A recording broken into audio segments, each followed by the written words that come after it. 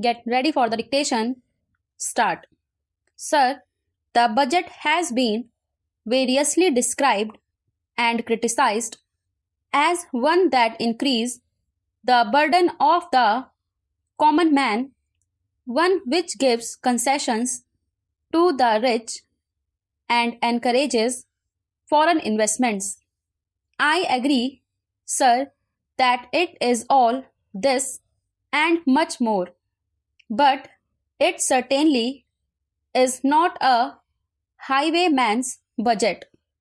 To my mind, sir, the budget is sincere, conscientious, and at the same time, it is a bold effort on the part of the finance minister, who is charged with heavy responsibility of finding resources for the third 5-year plan.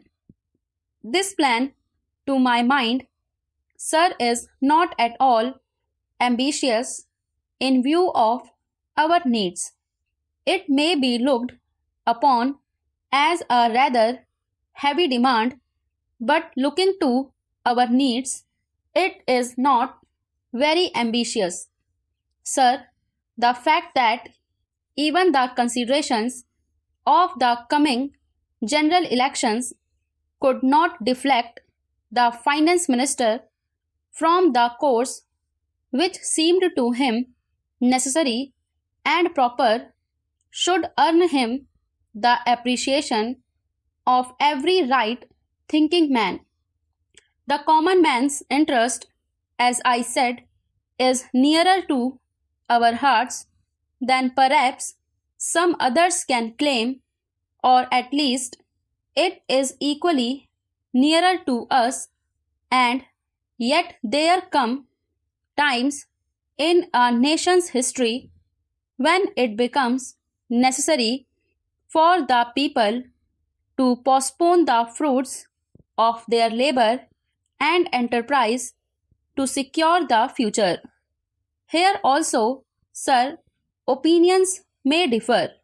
According to the Communist Party, such a time came during the last Great War when they were exhorting people, the common people, to contribute their full might to the war effort.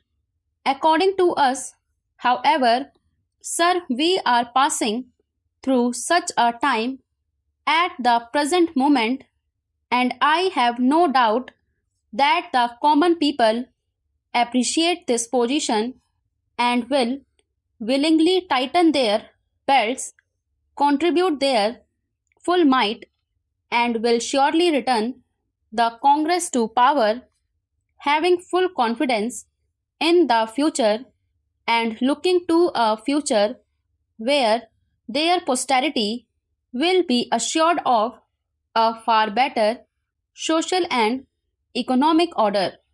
Who, sir, does not sympathize with the difficulties of the common man? As a matter of fact, most of us come from that class, and I am sure the finance minister would have liked to do away with some of the levies. None would have been happier if he could have done without these new levies, but there are, sir, certain very imperative limitations.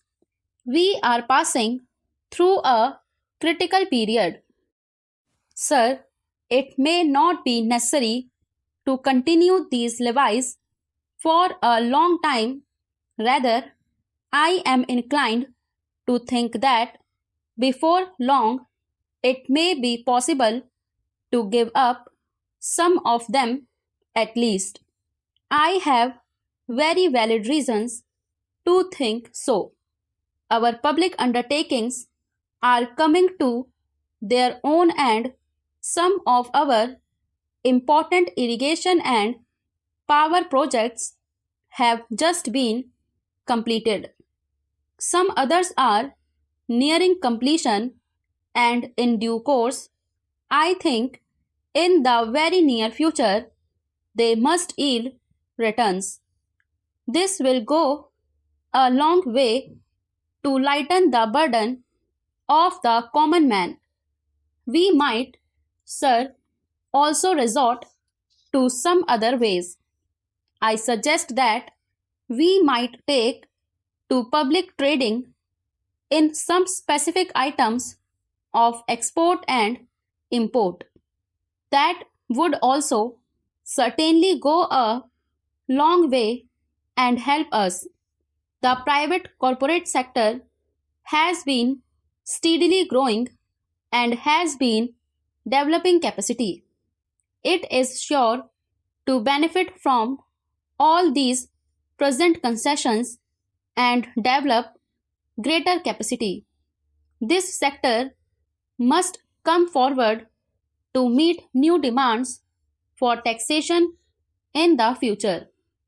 I agree that so far as indirect taxation is concerned, it has reached the saturation point, but the corporate sector, growing as it is in strength, in vitality, and in capacity, will not, I am sure, shirk to responsibility to contribute to the common fund. I wish, sir, the committee which had been appointed to go into where the additional national income had gone had entered upon its labors a bit earlier and had made its findings available to us. I do not want to state its findings, but I have a feeling that the committee, when it concludes its labors, will come to the conclusion that a major portion of this additional national income has gone into the pockets of a comparatively small number of men, small number of individuals, and it is they who must in future contribute their share to the country's taxation needs because the profits they have earned are not all due to their own efforts and enterprise only. To a very large measure, they are the result of the economic policies of the government and due to certain other circumstances to which they did not contribute anything. Therefore, there is ample justification for the two taxes, the capital gains tax and the excess profits tax. I need not go in detail into all the reasons that my honorable friend has explained earlier so lucidly, but I must say that I entirely agree with them all. Having said this, I would like to say a few words about allocations which have been made to the various ministries in the budget.